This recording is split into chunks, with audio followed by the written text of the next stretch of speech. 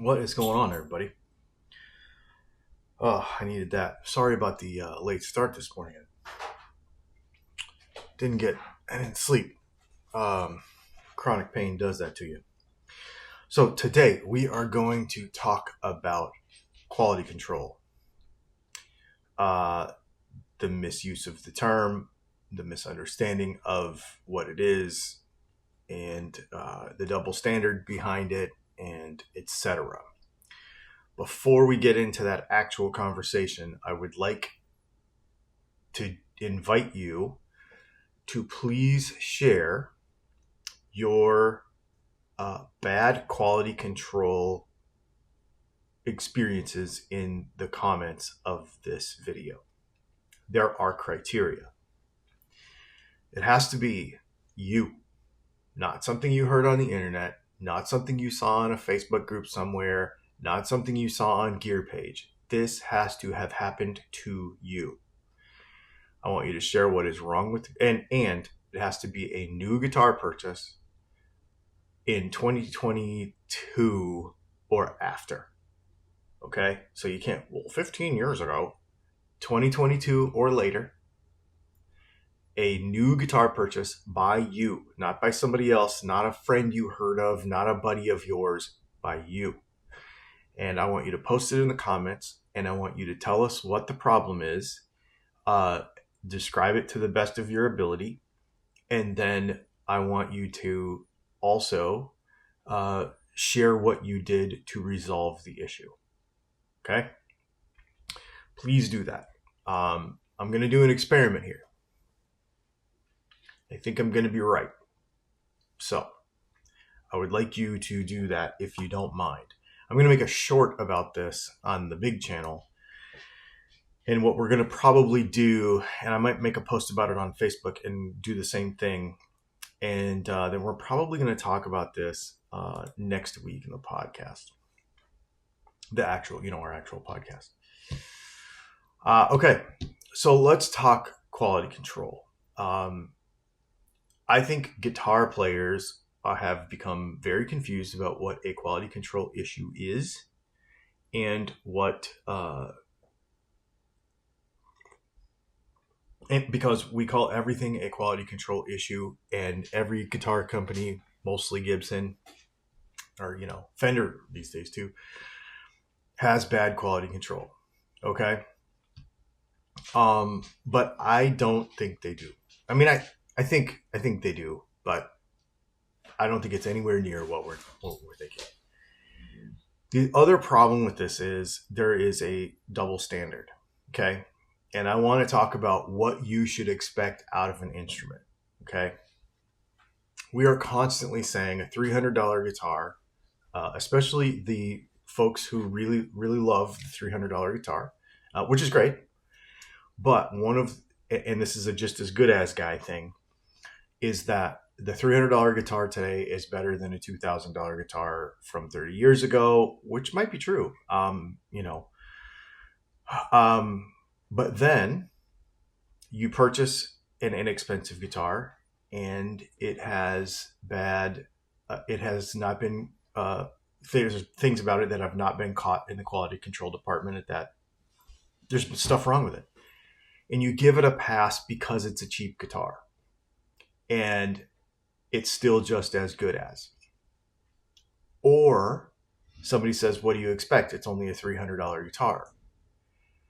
A $300 guitar today is better than this, and what do you expect? It's only a $300 guitar. Both can't be true. Those are contradicting ideas. If modern manufacturing is really as good as you say it is, and every $300 guitar is just as good as whatever, then basic quality should exist at every price point, right? Because quality control and mistakes making it through manufacturing is human error, okay? All of the big companies probably use the same brand of CNC machine or the same type, either a 5-axis CNC machine of some sort. If the designers did their job, the guitar is a guitar, right? It's a guitar-shaped thing, whether it's $300 or whether it's $3,000. So even an inexpensive guitar. Hey, dude, can you lick your butt somewhere else? Zeba. Thanks, buddy. A $300 guitar you shouldn't be able to give it a pass, just like you don't give a $3,000. There should be no difference when it comes to that. Well, I expect more out of a $3,000 guitar. You shouldn't, actually. You should expect the same across all of them. Okay? The lower price guitar gets you less expensive materials. It gets you imported materials. It gets you simpler hardware. It gets you more inexpensive hardware, like cheaper manufacturing of hardware. It gets you less hand finishing. It gets you, like those sorts of things, very basic electronics, very inexpensive electronics. And probably fewer premium features, even if it has pseudo premium features like stainless steel frets. They're not the same kind of stainless steel frets. They're cheaper stainless steel frets, etc. But that doesn't mean that you should put up with defects. So if you have a $300 guitar and it comes with a scratchy pot or comes with some sort of situation, then you should not let that fly. Every guitar should play well. Every guitar should have functioning electronics that work. Every guitar should have solid fretwork, right? Every guitar should be, all the adjustments should be able to be, you should be able to set up the guitar within the adjustment range of the adjustments on the guitar. That means the guitar's been, designed correctly. If you run out of a saddle saddle adjustment on an intonation, for example, and you can't fix that, then the guitar's wrong. Or you did something wrong. That usually it's human error on the setup side. But that sort of thing, every guitar should be able to be set up very nicely. I should personally, for me, because I know how to do it, should be able to take any guitar, $300 all the way to $3,000, and set it up, and it should play exactly the same. Like, I should be able to get any guitar to play exactly the same. Okay. Even with really inexpensive hardware, it might be harder to do because the screws are crappier and stuff, but you should be able to do it. Everything should be assembled correctly. I mean, those are minimum requirements. When you buy a guitar-shaped thing, it should act like a guitar. It should be a guitar. It should be complete. It should work. It should be a good guitar. If we're saying that cheap guitars are better than they've ever, blah, blah, blah, blah, and bragging about them, then it should be good. 100%. Don't give it a pass. Okay? The same thing with a $3,000 guitar. Anything that prevents it from doing its job falls under this was not QC'd properly, and they let something go. Right? We want it to be a good guitar, even if it shows up with damage to the finish, if it shows up with cracks, if it shows up with that kind of stuff. That might not be quality control, that might be shipping damage. But either way, you bought a new instrument. Don't give it a pass just because it's cheap. Everybody wants to say that an expensive guitar, there should be higher expectations. And we can talk about that. We'll talk about that in a minute. Well, actually, did I put that in here? No. Yeah, we'll get to that in a minute. I have a couple of notes here. So, what's not quality control? Setup. Okay. You like lower action. You like heavier strings. The action is too high. The action is too low. The pickups are not adjusted correctly. They're in there kind of crooked, whatever. Those are adjustments. If the guitar can be set up within the adjustment range of what is available, then it's good. You don't buy a car. We were laughing about this the other day because Brianna's 5'0", and she got into her new Tiguan and couldn't reach the pedals. Is she going to buy a different car? No, she's going to move the seat. End of story. You don't complain. You just move the seat. That's how it is. Every manufacturer has factory specifications. That seat should be able to go this far this way and this far this way. So, as long as it does that, it should be good. Even, guitar setup manufacturing setups are very, very generic. The reason they do this is because they know that people are going to change them for their own personal liking, their own personal playing. So you might not like how the guitar comes out of the box. Oh, it was totally set up perfect out of the box. That's a chance. That's just because that's not a result of good quality control. That is a result of you got lucky. Because whoever did the final QC on the guitar likes it kind of the same way you do. That's the only reason. So if you get a guitar that has high action, has fret buzzes, has whatever, as long as they can be adjusted out and set up correctly, the guitar is good. 100%. End of story. And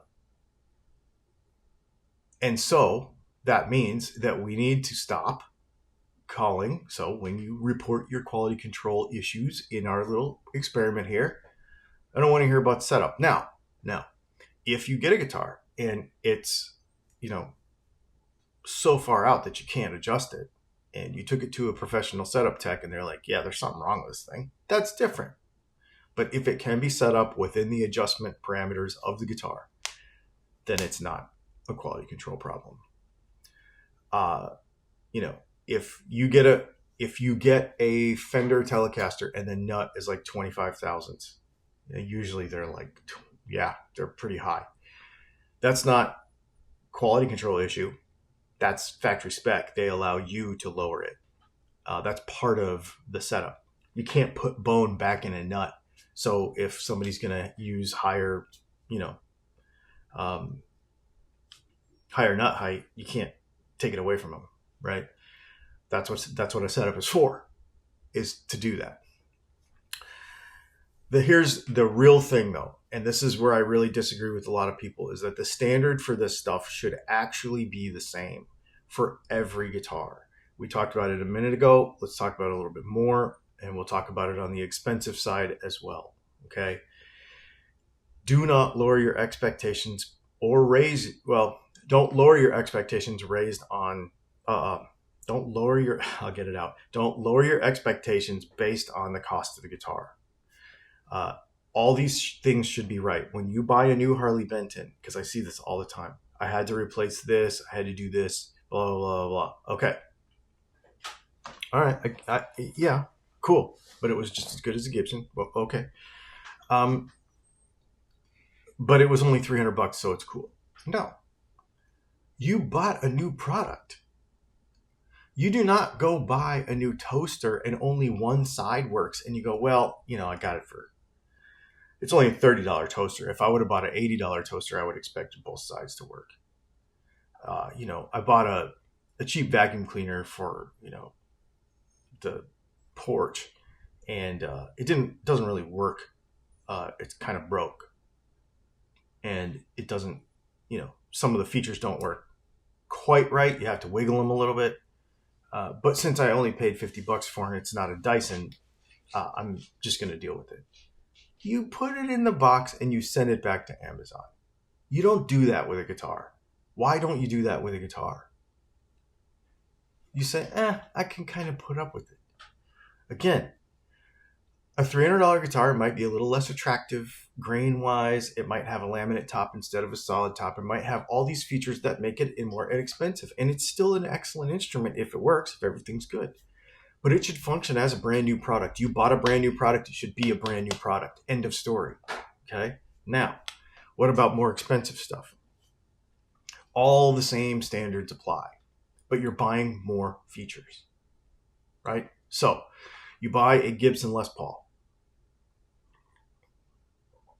and it's got binding on it, and the binding is separated at where it comes around the horn and hooks back up to the neck. That's not good. You don't want that. That could happen on a $300 guitar too. But it's a feature that is expected on a more expensive guitar. The nitrocellulose finish. If you get the guitar and there's burns in the buffing, you bought that nitrocellulose finish. That's an additional feature. It should work, right? It should be intact. It should be good.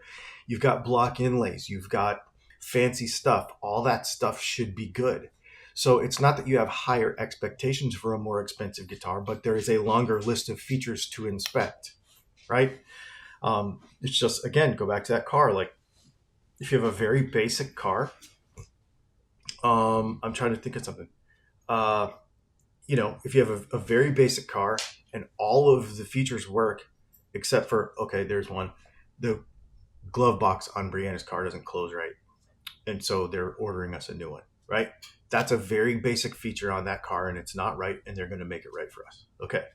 Now I've got a car with a bunch of fancy stuff on it. And if one zone of my touchscreen didn't work, so that something didn't work right, I would make them fix it because it is an additional feature. It's not really necessary, but it's an additional feature and I paid for it, so it should work. It's the same thing with more expensive guitar. It's not that we have higher expectations on the functionality of the instrument. We just paid for more features, therefore those features should be intact and they should be right? That's it. The fretwork, here's another example too. Like for example, stainless steel frets. If you have stainless steel frets on a fancy guitar and they're a little gritty, that's not cool. Now there are some fret things that happen that have nothing to do with manufacture. Fret sprout, for example, doesn't really have anything to do with manufacture. That has to do with the environment that the guitar was in before you purchased it. So if you get fret sprout on a guitar and you bought it at Guitar Center, that's because they don't temperature control their showroom well enough, right? That's really what that comes to, and humidity control. So that's the thing. There's no, if you get hemispherical frets, fret ends, right? Those should be nice and polished, right? Like as you buy more features, those features should be functional and nice, and right. But it's not the same thing as saying, well, I'm letting this pass on a $300 guitar, and I am having higher expectations of a $3,000 guitar. You're having the same expectations of both instruments. You're just adding more features to make sure that they're right. That's it. That's really all it is, because both guitars should be looked at the same way. You bought a new purchase. It's a new guitar. You should expect it to be new. Doesn't matter how much it costs. Inexpensive or expensive. It doesn't matter. So, what happens if you have a problem? This is a real problem. This is the quality control problem in the guitar industry. It has less to do, again, with the industry than it does with you. This is the thing that drives me insane. If you get a vacuum cleaner and a feature doesn't work, what do? You return it. End of story. Fender has terrible quality control. Gibson has terrible quality control. How do they fix that? Well, they need to be presented with numbers that show that they have bad quality control. Most companies have a turnaround, they call it a turnaround percentage, basically where like it gets through manufacturing and then there's a mistake and they got to send it back and fix it. And then retailers have a return percentage, right? We're talking 3 to 5%, probably something in that neighborhood. And when you're dealing with, companies that make 1,000 guitars a day, like Fender, or you have, Gibson making 600 guitars a day, 5% is a larger number than you would want it to be. That sounds like a big number, but it's actually not, right? So there are not that many bad guitars in the world. There just aren't. If you look at the way the business is set up, to reject, like for a dealership to a retailer to reject bad product and send it back to the manufacturer, for the manufacturer to catch bad product before it goes to the dealer, and for you to return the product to the retailer so that they can start this whole process and go back to the manufacturer and hold them accountable for their manufacturing practices. That is what you do. This is not what you do. You don't buy a guitar for $300 or for $500 or for $700 or for $1,500 or for $4,000. Get it, put up with it, take it to your repair guy, goof around with it yourself, make a post about it on Reddit, bitch about it to your friends, and turn it into something that it's not. You don't do that. You just return it. Well, that's too much of a pain because Harley Benton had blah, blah, blah. You get what you pay for. This is why. Okay? So, if you buy from a reputable dealer, if you buy from a reputable brand, they will have systems in place for this. This is what you pay for, right? This is what you pay for. So you use the system. You use it. Well, I don't want to be without my... Okay, but you are part of the problem, right? You are part of the problem. Return the guitar. Use the warranty. And one guitar should not automatically define an entire brand. It can, because Reddit and Facebook group and all these ding-dongs that do this. But if you do this right, it's your guitar. You just spent however much money on it. If $300 is a lot of money to you and it comes defective, return it. If $5,000 isn't even not that much money to you, let's say you have tons of money and you just spent $5,000 on a guitar just because. And if it's not good, return it. Like, use the system. The system is there. And I see this all the time. It's the most annoying thing to me is, first of all, people will talk about quality control issues that aren't actually quality control issues. And then when there is one, they don't use the system to correct the problem. The manufacturer will never improve if you don't hold them accountable. You have to hold them accountable. 100%. Because the chief, the CEO, the CCO, the CTO, all these guys are looking at these numbers. They're looking at those are the numbers, right? If return numbers get too high, we have to figure out something in manufacturing. We have to figure out something with training. We have to figure out something with the technology that we're using. We have to figure out something. And those guys at the top are going to look at those numbers and they're going to figure it out, because that's money out of their pockets. That's money out of their shareholders' pockets. And we drive that. So return the guitar. If you just bitch about it in a post, it doesn't mean anything. It doesn't mean anything. It just gives people something to complain about. People will stop understanding, like they have, what actual defects are, and start talking about, well, it came with high action, so it's bad quality control. No, that's wrong. Companies will get blamed for personal preferences. Broken headstocks. Don't drop your guitar. End of story. Don't drop your guitar. I have never broken a Gibson peg head. I know hundreds of people who have never broken a Gibson peg head. Social media, just the way it works, the negative thing gets super blown up, and it's just a few. It's just a few. And I think when we do our experiment, we're going to see that the problem, there's a few things that are going to happen in my little experiment here. One is there's not going to be that many of them, number one. And I say not that many of them in comparison to the numbers that we normally deal with, okay? So not that many of them. So if there's 10, that's not that many. If there's 100, that's not that many. The next thing is we're going to see that people there's going to be a percentage that don't have actual quality control issues. These are setup problems. These are things within the adjustment range of the guitar.